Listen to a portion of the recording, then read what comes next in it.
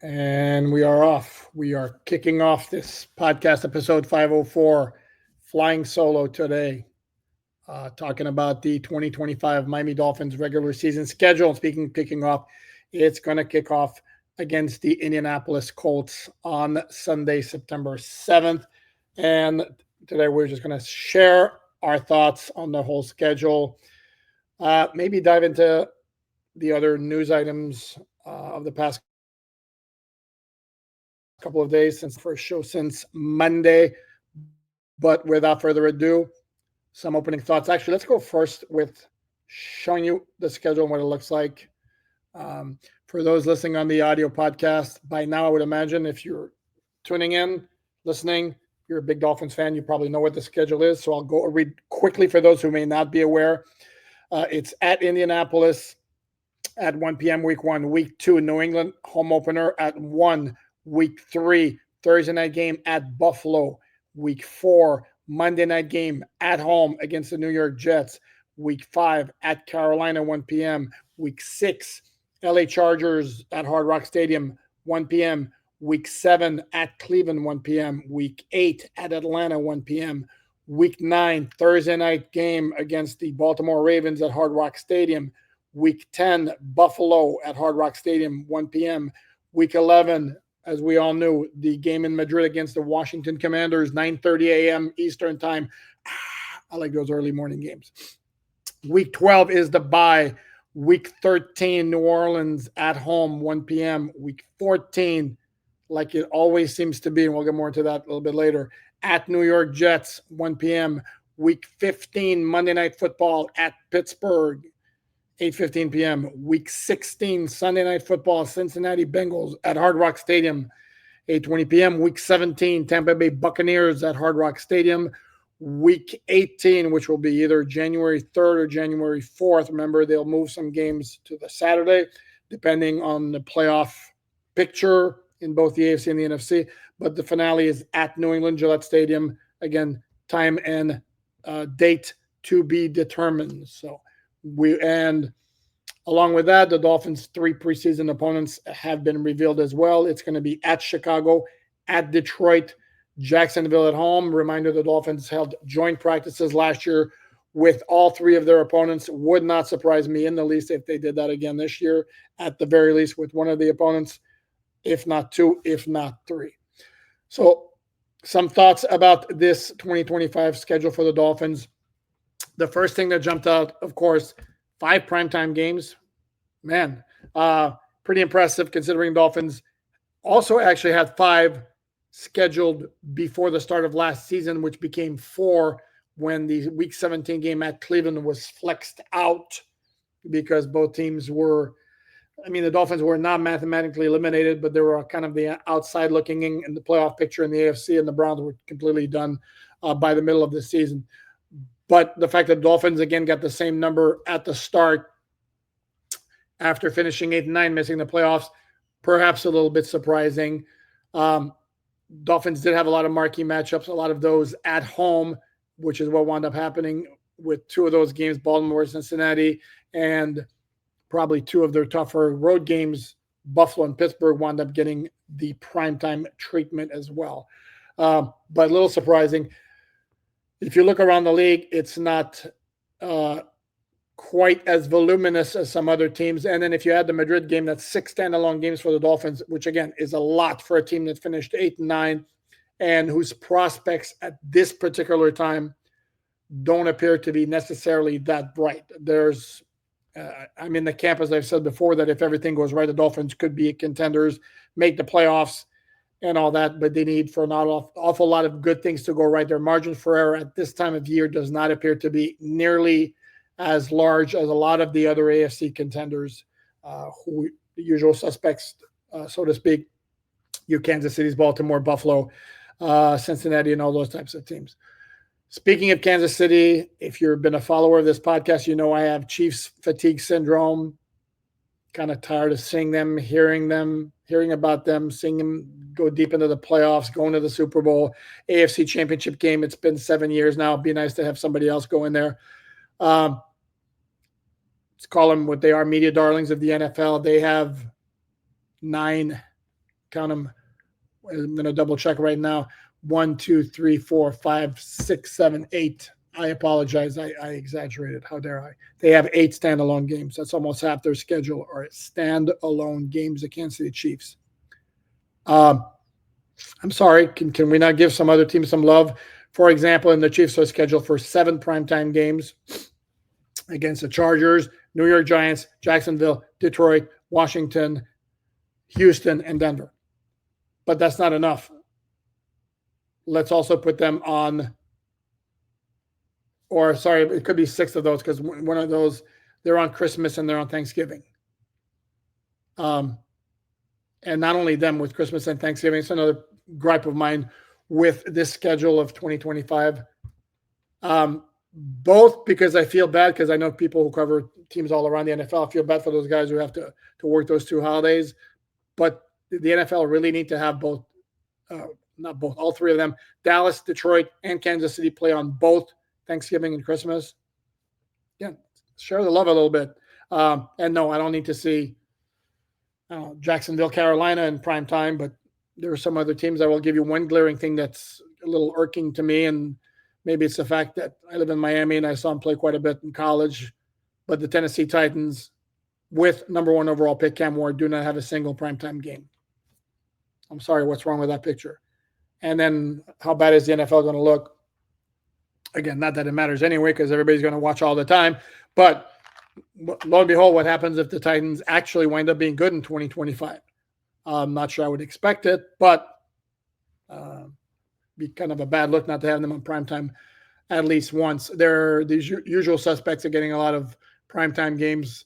Sure, the Lions are going to be on national television quite a bit, and of course the Dallas Cowboys, because it wouldn't be the NFL without the Dallas Cowboys, who again soak up way more oxygen than they're entitled to, but that's a different topic for another day. So back to the Dolphins.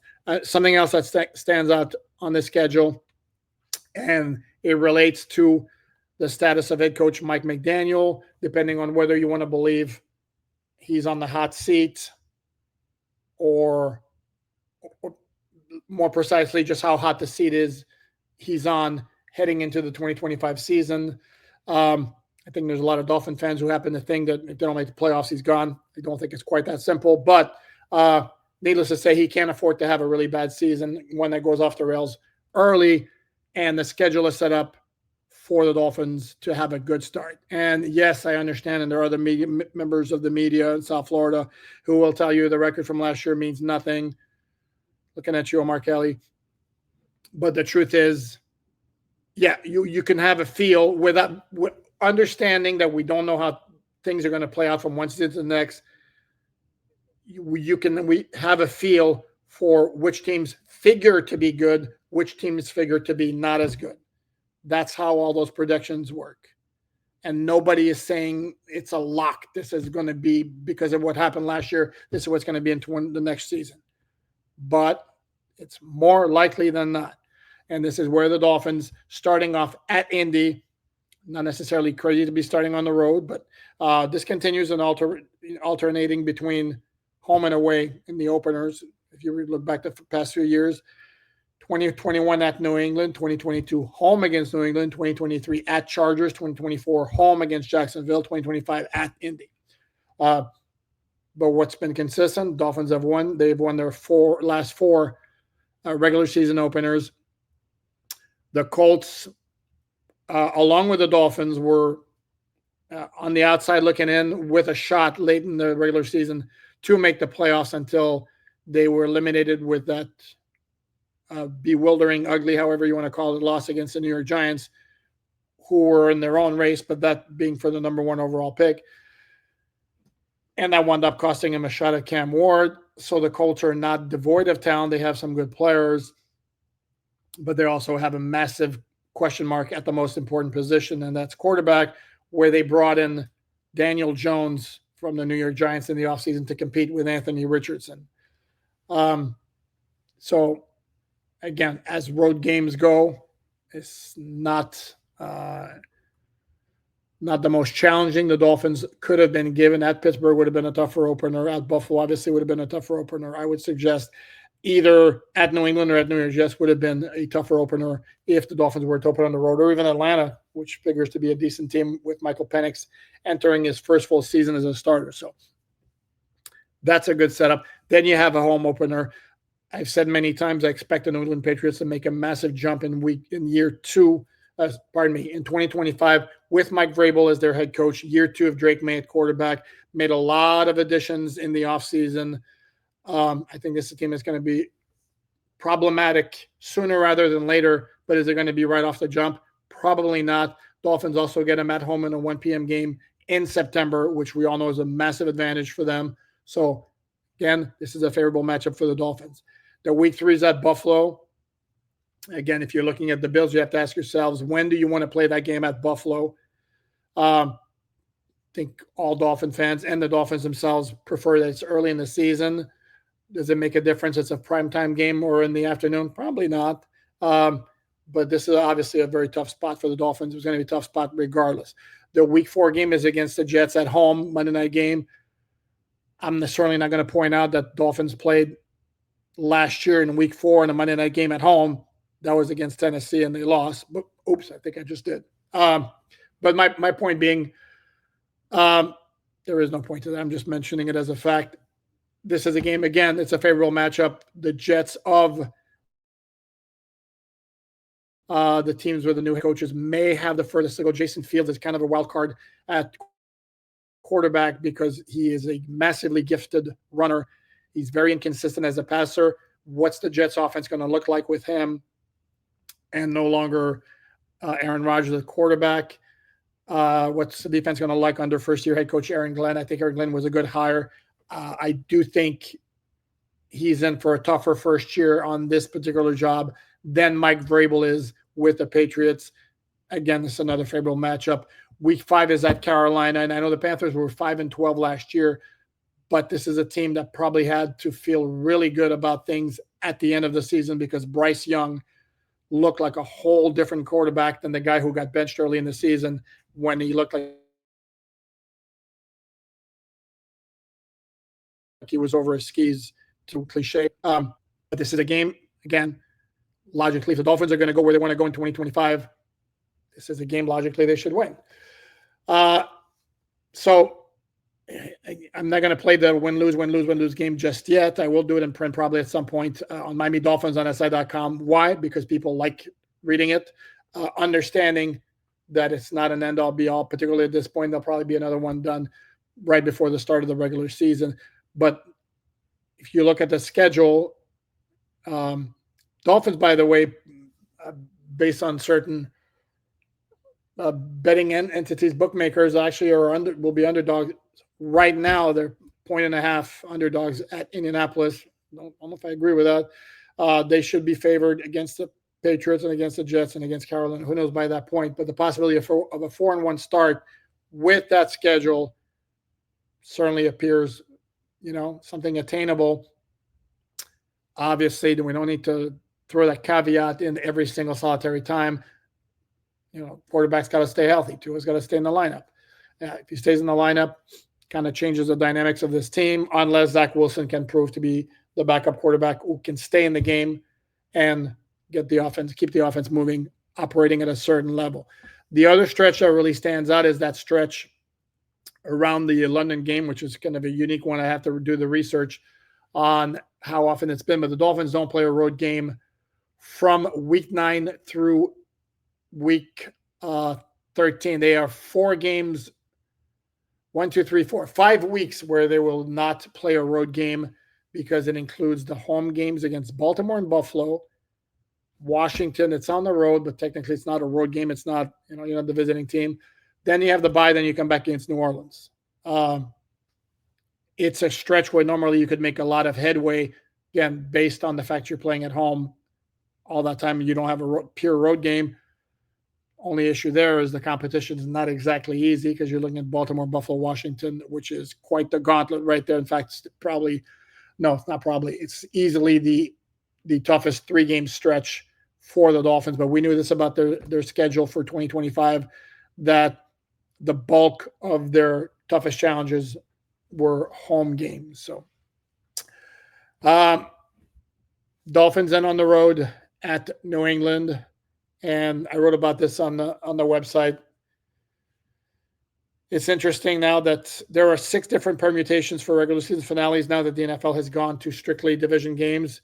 It's either Dolphins are going to end at New England, home against New England, at Buffalo, home against Buffalo, at Jets, home against the Jets.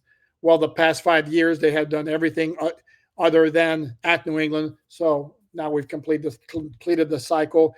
If they go back next year and again want to keep a fresh set of 6 ones on that one in 2018, the Dolphins ended against the Buffalo Bills. So, but that's for next year. We'll worry about that at that particular time. Those are the kind of things that stand out about the schedule. Bad schedule, tough schedule. We knew who they were going to play. They weren't necessarily put in a major predicament. There's not a stretch where you go, man, the NFL schedule makers are the Dolphins wrong. I know there are a lot of people like looking at the Giants schedule and they're like at Washington, at Dallas, KC, and the Chargers for their first 4 games. And yeah, that's a pretty tough team. But again, if the Giants were a better team, maybe it wouldn't be such an issue. As far as the Dolphins is concerned, I don't know that it really moves one way or the other in terms of it's a tough schedule, it's an easy schedule. It's going to be what the Dolphins make of it.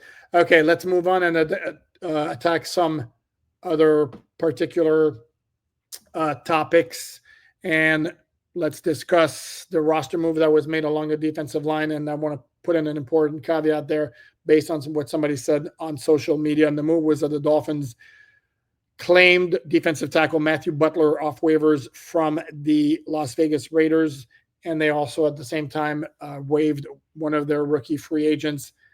And somebody on Twitter suggested, well, that takes care of the depth Dolphins need on the defensive line. And my point was, like, with all due respect, no, it doesn't. You're claiming a guy on waivers in the middle of May.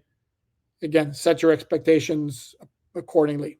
This is a guy, and it's nothing against Matthew Butler, who played at Tennessee, has one career start in, I believe it's 3 or 4 seasons. That came last year after, ironically, Christian Wilkins was injured against the Denver Broncos. This is a guy who will fight to make the 53-man roster. If he becomes part of the rotation on defense, good. But to say that the work is done along the defensive line, work is not done along the defensive line. It's even more pronounced at cornerback, where the latest developments involving Asante Samuel Jr. had neck surgery, and we'll be talking to teams around July once hopefully he's back healthy and can sign, and a team can be confident they'll be able to play for them in 2025. And then you have Rasul Douglas, who, according to Barry Jackson of the Miami Herald, visited the Dolphins, made an offer, no deal consummated, went to visit the Seattle Seahawks. If not him, that leaves Stephon Gilmore and nobody else who right now would be a clear, significant upgrade over what the Dolphins have on the roster, which is Kader Kohou and a whole bunch of young players, unproven players, including former first-round pick Artie Burns, who's kind of like looking to get some footing. There's also the possibility, I haven't really put a lot of emphasis on this possibility because I like Kader Kohou so much more in the slot. But yes, the Dolphins could make a move to sign Mike Hilton, the veteran formerly of the Bengals and the Steelers, who's a very, very good slot corner, and then have Kader moved outside. It wouldn't be my preference because, as I've said many times, I think Kader Kohou is a better nickel corner than he is outside. And ultimately, you're looking for what's the best lineup to help the Dolphins win. So, and you know what? That's going to wrap it up. We could address a Jordan Porter comment he made on Good Morning Football on Wednesday, talking about an extremely tough year he had last year with the Dolphins. And for those apparently who did not read the story and commented on social media, he also said it was a tough year for him personally. This is a guy who's very self-aware. He knows he didn't play great. And what I'll say about Jordan Poyer is, at this stage of his career, as was explained to us on this very podcast by Tim Graham of The Athletic, who's covered the Buffalo Bills for a long time, Dolphins were getting Jordan Poyer. I'll paraphrase him because I won't use the same quote he used, even though it was great. But what Jordan Poyer has more than anything right now is toughness and intangibles. He is in his early 30s.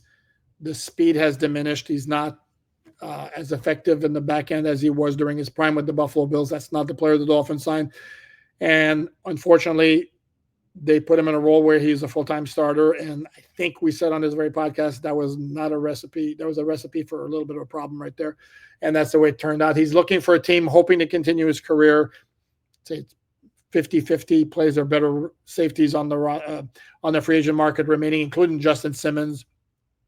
And I can tell you, and I understand why it's been suggested, why the Dolphins not signing him. I think the Dolphins actually are kind of semi-said what they have at safety. Want to look at the young guys, and there also been a whole lot of talk that he's going to wind up going to the Philadelphia Eagles to be reunited with his former Denver Broncos head coach and former Miami Dolphins defensive coordinator Vic Fangio. So we'll see how that plays out. I think a much bigger concern for the Dolphins is the cornerback position anyway. So, and this is someplace they have to address. Speaking of cornerbacks, now Adam Schefter from ESPN reporting that there is a trade market for Jalen Ramsey. As we've said all along, there is 0 cents whatsoever in making any sort of trade until June 1st for salary cap considerations. So we're looking at 2 more weeks before anything happens. But as we've said all along, yeah, that toothpaste is out of the tube. Likelihood that the Dolphins would do a 180 or that Jalen Ramsey would want to come back, very, very, very minor. So expect something to get done there once we hit June 1st. So that's going to do it. And again, let me just one more time for those who might have missed it. This is the Dolphins 2025 regular season schedule. Oh, one more point I want to make about the schedule, because this was, as it was leaking yesterday, the time was wrong quite a bit. That Monday, September 29th game against the Jets in week 4 is part of a Monday night doubleheader, which is why it starts at 7:15. The other Monday night game that week is Cincinnati at Denver, and I haven't seen it, but I guess it's probably going to start at 8:30 or that neighborhood. It's one of those semi-overlapping Monday night games, even though the NFL has a couple of pure doubleheaders on Monday night this season, including week 2, when you have the Chargers Raiders starting at 10 p.m. after a 7-8 p.m. Other game, which escapes me now, but they're available everywhere. So that's going to do it. Be back on Friday. Quick reminder, on Thursday night, we have the Dolphins Collective with T-Defense Talk, Dudley Durong, Omar Kelly, and myself live on YouTube. Again, I'll be back here tomorrow with a guest, but today was flying solo to talk about the schedule, and we'll catch you later. Please like, subscribe, all that good stuff. Thanks, everyone, and we will talk later.